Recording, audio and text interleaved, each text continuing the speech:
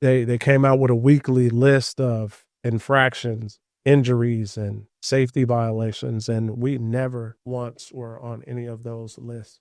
Man, listen. Let's get after it and make today a win. Rock thunder was so hard yesterday, you can still hear it rolling today.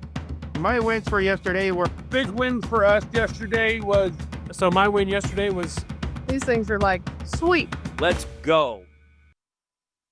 Isaiah, thank you so much for coming on, man. I am so excited to have you on. I think the biggest thing for me today is your story and your background is so authentic, and I think it's real, and I think people need to hear your story. You know, you've come a long way. You've leaps and bounds, man, since I first met you, and you have grown and went through so many different positions. I would like you to start where we met. You were so quiet, you were in your zone, and I didn't know what to think. And I don't think that you were one of our first picks to hire, but over the duration of us working side by side with you and seeing how in tune you were with growing and changing and wanting to be a better person. And I think that I would love to hear your story from that point. Well, I had a couple choices of vocational things to do at New Freedom. One of them was roofing. I thought about it. Roofing in Phoenix is not going to cut it. Painting was one. And it's funny because the whole painting thing, it's funny because I feel like everything happens for a reason. I was in the cafeteria one day, ran into someone I know, and he was one of the contractors. Came up, gave me a hug, and he said, "Hey, take the painting class. And once you get through the class, I'll hire you." So that's what it was a sign from there. So that's what I did. It's almost like it was meant to be. Yeah. Took the painting class. I was quiet for various reasons. I think most of it was focus. I had it in my mind that nothing at that program was going to distract me. I just wanted to do everything I was supposed to do. I think I'm kind of built like that anyway. When there's rules to follow, I do it.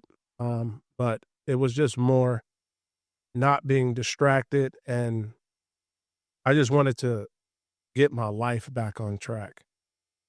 And that was very important to me. So when I took the painting class, just like all the other classes I was taking there, and all the things I had to do at this program to get my stuff together, I was on top of it. I didn't waste time. Showed up to every class on time, did whatever was required of me. So the painting class made sense to me, and I just kind of stayed to myself because I really didn't relate to a lot of people there, because I would hear a lot of conversations that didn't make sense, and it didn't line up with my thought process. And I think at that point in my life, I was trying to change my way of thinking and grow as a person. And when I took the class, you're right, I wasn't one of the 5 people that were chosen to work for PHP. But I did want to work for PHP, but I knew that at some point, one of the contractors were going to hire me. I was determined to paint regardless. So I knew it would work out. And you guys asked me to stay late after class one day.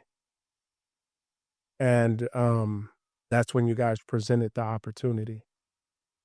And I didn't really know that you guys were paying that much attention. But obviously you were. You guys asked me to be a part of the team, and I accepted at that point. And at that point, you graduated, you started with us, and you actually started in the field painting. And What was that experience like for you, being out in the field at the beginning? Well, I didn't really know much about painting other than, doing the weekend classes, the hands-on part of it. So I was a little nervous about going out in the field, but me being a person, I feel like in life, just in my life in general, whatever I put my mind to, I'm gonna figure it out. Um, Went out into the field uh in the dead summer. It was hot. And I just listened to direction. And at the time, Bill was with us. Mhm. And that's who I learned from at New Freedom. So I watched him in certain situations, certain things he taught me, and I did a lot of paying attention and listening. And I did exactly what I was told, and went on a few projects, and I didn't know how well I was doing, but I didn't know if I was fast enough. I didn't know if my quality was there, but I just got up every day. And in the beginning, I was working with a couple different people. Mhm. But what I did was just try to learn from them. So, and I think they kind of fast tracked me very quickly. I think it's because I was learning quick, but I started spraying soon, brushing and rolling. And then from there, it was just job after job after job. I think for me personally, something that I've seen in you, um, it was like you always put your head down and you just focused. You were laser focused on everything that you did, and you were always so eager to learn. And the one thing that I realized through all these years in business is, before you would always see people coming up in the paint industry and they wouldn't touch a sprayer for a year, you know? But I realized that when you see true potential, you take advantage of that and you push them and help guide them to get to where they want to be. And I had seen so much potential in you, and I think your first promotion was safety coordinator, wasn't it? No, Was it? my first promotion was, to me, it was a promotion because I got put into a work. Okay, yeah, that's right. And what that did was allowed me to, in essence, be a lead, Mhm. because at that point, I was picking a guy up and going to a job working someone else on my own at that point. As before, I was being picked up working with someone else, kind of being trained. Mentored. But once I went into the truck, I would go off on jobs with another guy. And I don't even feel like I was ready to be training someone else. But like I said, I was being fast tracked. Mhm. At the time, I really didn't understand the mechanics of why these things were happening that fast. But I uh I just rolled with it. Um because at that point I think I had a couple jobs under my belt.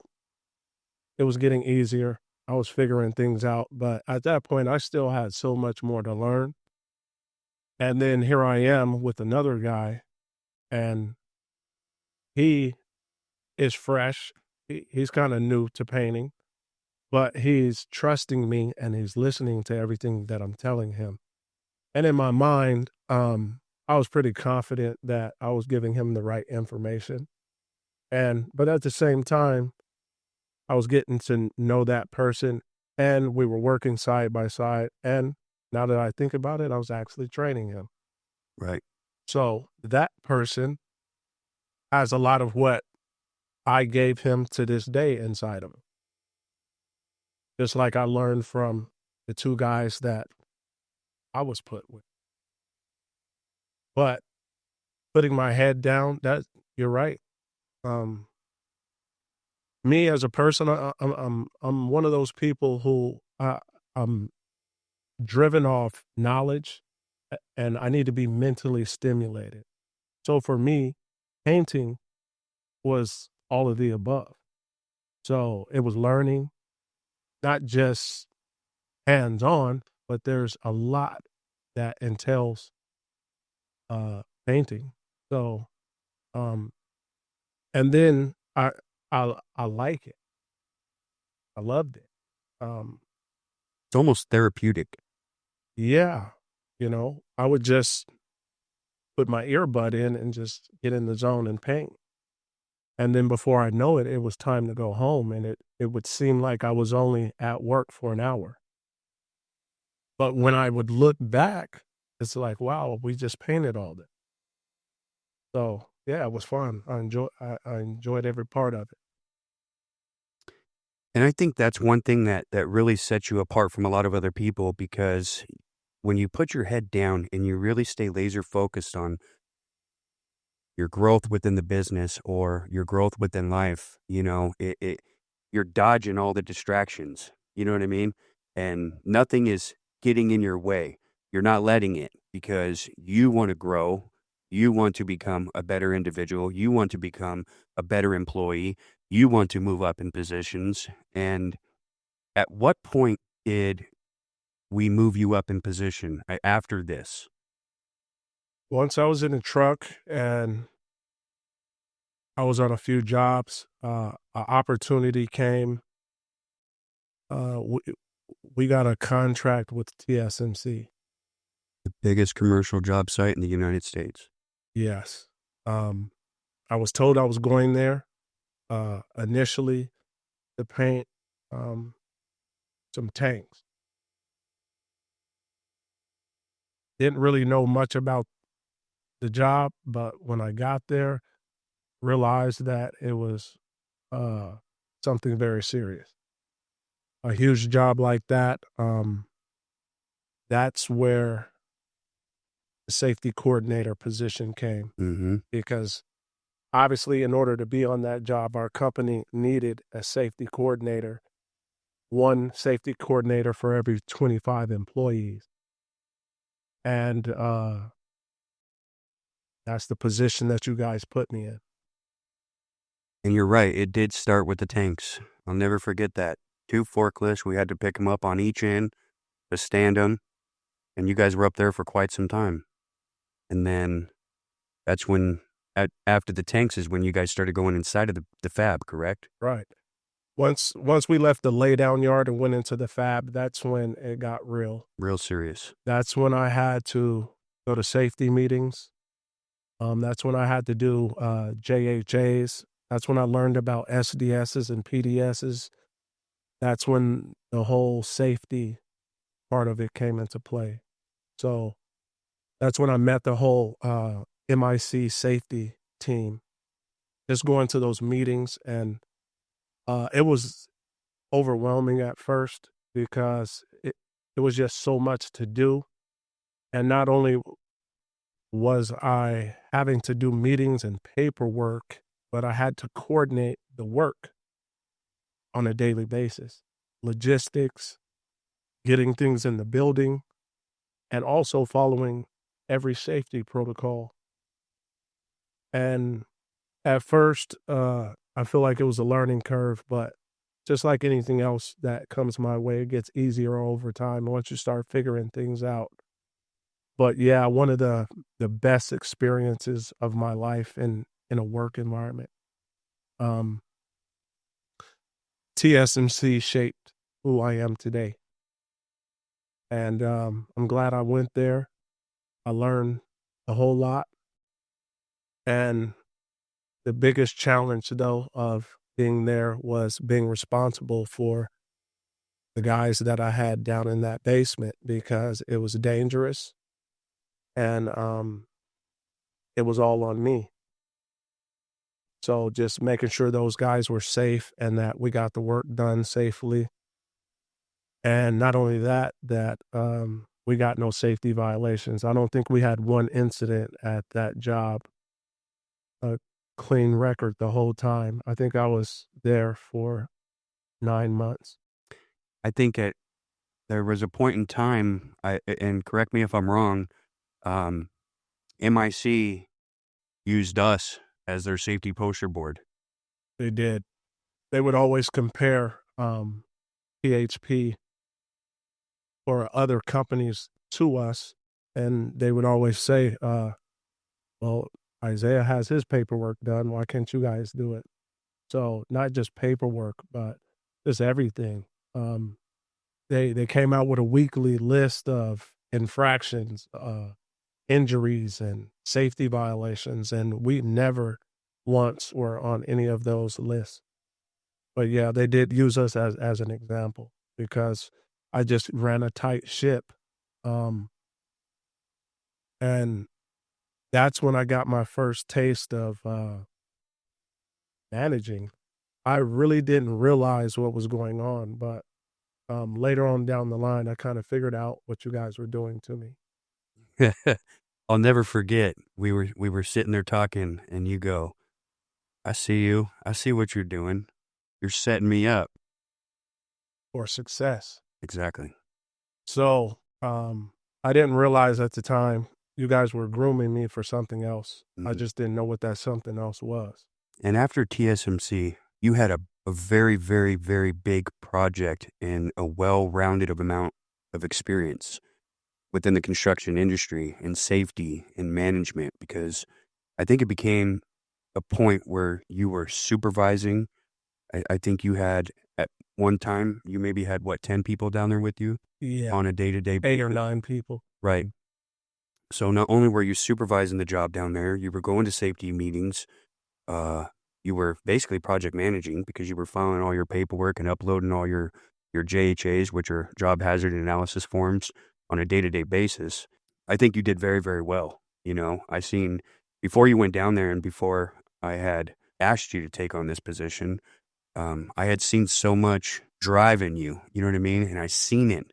And out of anybody in the company, I knew that you were the only person that can take on that challenge. Seeing how successful you were throughout that project, and I don't know when it was, but when you finished that project, I think we moved you into a superintendent position, right? Yeah.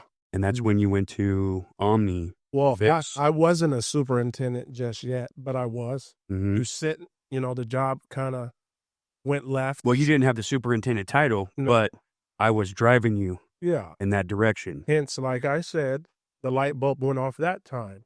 I realized then, because you sent me there to get this job back on track. And I was there, and, I'm not going to sit around. I'm going to help these guys. I'm carrying buckets. I'm going to do exactly what they do because I wanted to lead by example. If you're someone's boss, like, you never ask them to do something you wouldn't do yourself. And I'm just not built like that anyway. So I did exactly what they were doing, and that was painting. And if we're going to shake this job back, we're going to do it together. And it came a point where I was told to stop painting. I didn't understand why. They said, no, you need to stop and just supervise. And I really felt some type of way about that. But of course, me being me, I followed that direction because obviously there was a reason for that. And then from there, I think it came a point where that job finally was coming to an end. And then at that point, that's when the superintendent job was presented. And once that was presented, I went into that role, and it was a lot. And now to kind of fast track, okay? I know there's a lot of in between, and you are now our project manager for the company, and you manage multiple projects and employees. I would like to talk about, what is your win right now? My win is becoming a project manager. Mm. And the reason I say that is because there was a time when I was a superintendent that I walked into the previous project manager's office, and I would listen to phone calls. I pay attention to everything. I pay attention to what's being done around me, all of it. So I would watch him, and in my mind, I was like, what he does is mind-boggling, because in my head, I thought it's a lot, one person to be dealing with. But as I sat there and watched him one day, I told myself right then and there, I'm going to be a project manager. That's the win. Manifesting that, believing in myself, and making that happen. And that's exactly what I did. And I think it started with being a superintendent, because the superintendent position set me up for managing multiple projects. Because when I became a superintendent, there was times I had 8 jobs, and I would have to bounce back and forth and make sure that these jobs were being ran right, finding mistakes, making sure the guys have what they need. The evolution of just all the steps led me to this project manager position. I wouldn't be the project manager that I am had I skipped any steps, because becoming a superintendent was the setup for the project manager. So now being a project manager, it's even more challenging than being a superintendent, but it's more mental, and it's the challenge that I guess I was searching for the whole time. Like I said, the mental stimulation, the learning, I thrive off of that. That is so cool to hear, man. And Isaiah, I know there's so much more to your story that I really want to get out, and I would love to have you back on and dig a little bit deeper into this, because I think a lot of people need to hear this. And thank you so much for coming on. And I look forward to talking with you again. Thanks for having me. Hey, everybody. Thanks for watching. Like, subscribe, and comment. We'll see you on the next one. My wins for yesterday was I was able to get a sample over to Sherwin-Williams, and they got it color matched within 5 minutes of me being there. Got it done. Got it back over today. My wins for yesterday was getting all the trim on this lovely house finish, all the way around it, top to bottom. That was a good achievement. I thought it was gonna take me 2 days, but it took us 1 day. Pew! Pew! Pew!